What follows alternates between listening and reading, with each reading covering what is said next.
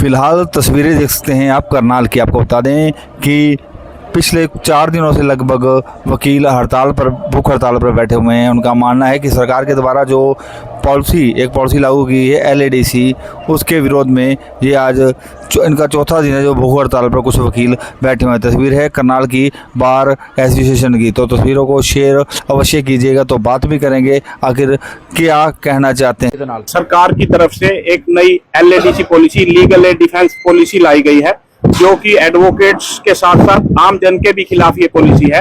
क्योंकि जो क्राइम होता है उसके बाद जो कोर्ट में स्टेट का मुकदमा चलता है, पहले तो एफआईआर दर्ज होती है। वो भी सरकार की जो पुलिस की नौकरी करती है, पुलिस सरकार की, वो पहले एफआईआर दर्ज करती है, उसके बाद वो चालान बना करके अदालत में भेजती है।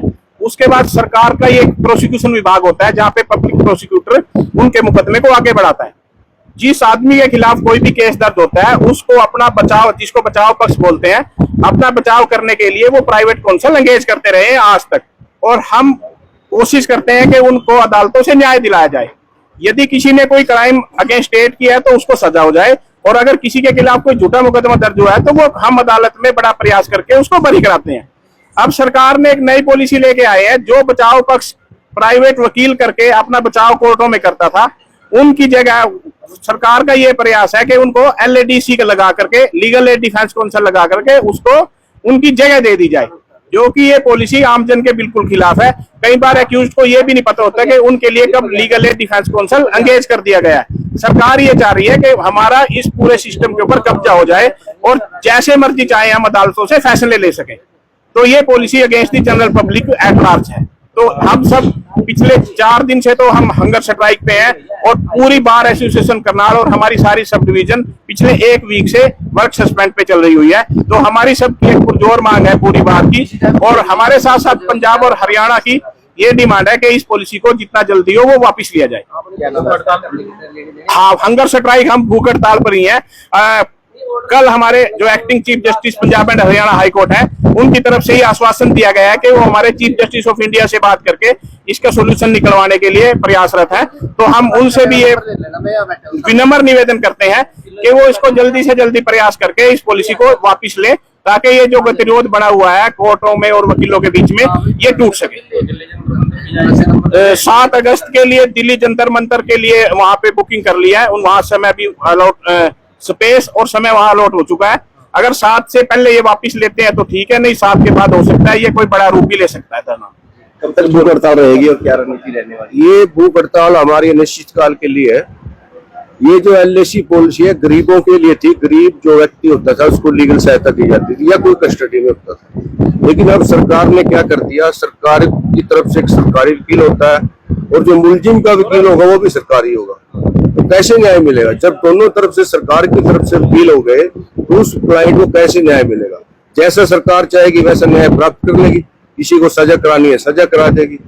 और ये पॉलिसी आज से नहीं है, लीगल एड पॉलिसी तो काफी दिनों से थी, लेकिन उसमें भी त्रुटियां थी। हम चाहते हैं कि अगर आपने किसी को लीगल एड देनी है तो हमारी बार में भेजे भी, इस व्यक्ति को लीगल एड चाहिए तो हमारी बार किसी वकील को अपॉइंट करके जो उसके मुताबिक हो उसको दे, या कोर्ट ही अपॉइंट कर दे जिसमें कोर्ट में खड़े हों, ये इस केस को देखेगा।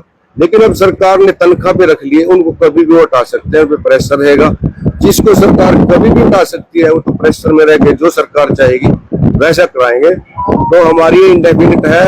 अभी हमारे जो chief justice, acting chief justice है पंजाब हरियाणा के, उन्होंने चीफ जस्टिस ऑफ इंडिया से 3 तारीख का समय लिया है मीटिंग के लिए। अगर 3 तारीख को इस बात का हल निकलता है तो ठीक है, नहीं तो 7 तारीख को जंतर मंतर पर पूरे पंजाब हरियाणा और पूरे देश से वकील आएंगे, जो पता नहीं कब तक ये हड़ताल चलेगी। हम चाहते हैं कि इसको जल्दी वापस लेके और शांति हो और लोगों को भी न्याय मिले जल्दी से जल्दी, क्योंकि इस पॉलिसी से कोई न्याय मिलने की उम्मीद है ही। तो ऐसे तो युवा जो वकील है उनका ही भविष्य कहीं ना कहीं अंधकार में है। बिल्कुल, जैसा कि अभी वकील साहब ने बताया कि जो ये एलएडीसी पॉलिसी है ये जनहित में नहीं है, और इसका सबसे ज्यादा नकारात्मक जो प्रभाव है वो यंग एडवोकेट और जो प्रैक्टिस करने वाले एडवोकेट साथी हैं उनके ऊपर इस पॉलिसी का नकारात्मक पूर्ण रूप से प्रभाव है। तो हड़ताल जारी रहेगी? हड़ताल जारी रहेगी जब तक इसका कोई समाधान नहीं हो जाता, तो ये हड़ताल जो है इसी प्रकार जारी रहेगी। लगता है जंतर मंतर पर जाकर इसका समाधान? देखिए, एक वकील लोगों की आवाज बनता है, उनको न्याय दिलाने के लिए हर वक्त खड़ा रहता है। अगर वकील को भी इस तरीके से अपनी आवाज के लिए सड़कों पर आना पड़ा, जंतर मंतर पर आना पड़ा, तो ये हम देख सकते हैं कि इस देश में क्या माहौल चल रहा है। तो इस माहौल को बदलने के लिए जरूर जंतर मंतर पर जाएंगे सभी वकील साहब। दूसरों को न्याय दिलवाने वाले आज खुद ही न्याय की। हाँ जी, असल में हम जहां पर बैठे हुए हैं ना, यहीं से सैंपल शुरू होता है मौजूदा केंद्र सरकार का। अभी आम वकीलों को ये देख रहे हैं भाई इनमें कुछ है या नहीं है। आराम से न्यायालय पे, भारत के न्यायालय पे कब्जा करने की साजिश हो रही है। 70% तो कर लिया, 30% और कर लेंगे। उसके बाद जो निचली जनरेशन वकील साथी आ रहे हैं, उनके लिए यहाँ का काम धंधा अंधकार में चला जाएगा। और जब जब मौजूदा भारत में मौजूदा सरकार ने वकील साहिबानों के साथ टकराव किया है, तब तब तो मुंह की खानी पड़ी है। और मुझे लग रहा है कि 2-3 दिन में ही वापसी ले लेंगे। नहीं, जंतर मंत्र पर वकील जब धाड़ेगा तो मुझे लगा कभी तख्ता पलट ना हो जाए। तो ये जो पॉलिसी लेकर के सरकार आई है, ये इसके द्वारा न्यायालय पर कब्जा करना चाहती है और आने वाले समय में पूरी तरह से सब कुछ एक करना चाहती है। ਦੂਸਰਿਆਂ ਨੂੰ ਇਨਸਾਫ ਦਿਲਾਉਣ ਵਾਲੇ ਖੁਦ ਉਸ ਲਾਈਨ 'ਚ ਖੜੇ ਹੋਏ ਨੇ ਇੱਕ ਪਾਲਿਸੀ ਦੇ ਅਗੇਂਸਟ। ਹਾਂਜੀ, LADC ਪਾਲਿਸੀ ਕੀ ਹੈ ਜਿਹੜੀ ਸਰਕਾਰ ਲੈ ਕੇ ਆਉਣਾ ਚਾਹੁੰਦੀ ਹੈ। ਇਹਨਾਂ ਦਾ ਕਹਿਣਾ ਕਿ ਕਲਾਇੰਟ ਤੇ ਫਰੈਸ਼ਰ ਵਕੀਲਾਂ ਨੂੰ ਕਾਫੀ ਮੁਸ਼ਕਲਾਂ ਦਾ ਸਾਹਮਣਾ ਕਰਨਾ ਪਵੇਗਾ ਅਗਰ ਇਹ ਪਾਲਿਸੀ ਪਾਸ ਹੁੰਦੀ ਹੈ। ਤੇ ਜੰਤਰ ਮੰਤਰ 'ਚ ਇਹਨਾਂ ਵੱਲੋਂ ਪ੍ਰਦਰਸ਼ਨ ਵੀ ਕੀਤਾ ਜਾਏਗਾ ਆਉਣ ਵਾਲੀ 7 ਤਰੀਕ ਨੂੰ। ਫਿਲਹਾਲ 4 ਦਿਨ ਤੋਂ ਭੁੱਖ ਹੜਤਾਲ ਜਾਰੀ ਹੈ ਪਾਲਿਸੀ ਦੇ ਵਿਰੁੱਧ।